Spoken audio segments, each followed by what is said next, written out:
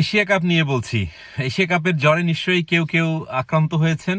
আমিও মাঝে মাঝে হই, কারণ বাংলাদেশের পতাকা যেখানেই যায়, সে ডাঙ্গুলি খেলতে যাক আর আমাদের সবচেয়ে প্রিয় খেলা ক্রিকেট খেলতে যাক, আমার মন সবসময় পড়ে থাকে বাংলাদেশ দলের পক্ষে লাল সবুজের পতাকার নিচে।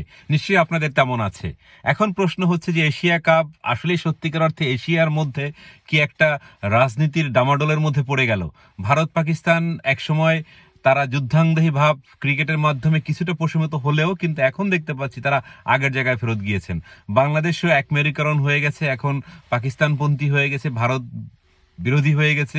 আমাদের ভিতরে এক ধরনের উত্তেজনা রয়েছে। তাই যাই ঘটুক না কেন, আজকের খেলায় এমন কোনো কিছু না আসুক যেটা আমরা ভারত বিদ্বেষকে প্রকাশ করি।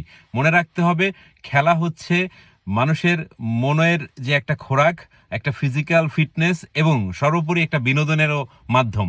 তাই আপনারা খেলাটাকে রাজনীতিক বা দেশের সামাজিক অস্থিরতার সাথে তুলনা করবেন না বা সেই পর্যায়ে নিয়ে যাবেন না। তাই যারা বাংলাদেশের দর্শক রয়েছেন তাদেরকে বিনীত অনুরোধ জানাচ্ছি, আপনারা আপনাদের পরিচয় ঠিক রেখে বাংলাদেশকে সাপোর্ট করুন, আরেকটি দেশকে ঘৃণা করার জন্য নয়।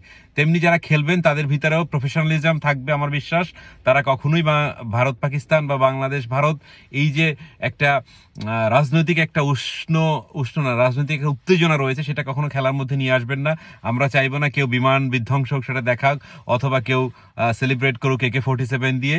এই ব্যাপারগুলোর ক্ষেত্রে অবশ্যই আমার অবজারভেশন রয়েছে এবং আপনার বিশ্বাস আপনারা এই জায়গা থেকে একটু বিরত থাকবেন এবং খেলাকে খেলার জায়গায় রেখে আগামী দিনে আমরা এশিয়ার মধ্যে ভালো কিছু করি, যার নিয়ে গর্ব করতে পারে এশিয়ান ক্রিকেট কাউন্সিল বা এশিয়ান টিমগুলো, যে আমরা পশ্চিমা দেশগুলোর সাথে বা যারা অন্য দেশগুলো রয়েছে পৃথিবীর, তাদের সাথে আমরা এশিয়া যেমন একটা রাজত্ব করতে পারি, তেমনই একটা প্রত্যাশা করি। খেলা হোক সবার মানসিক বিকাশের জন্য, আনন্দের জন্য।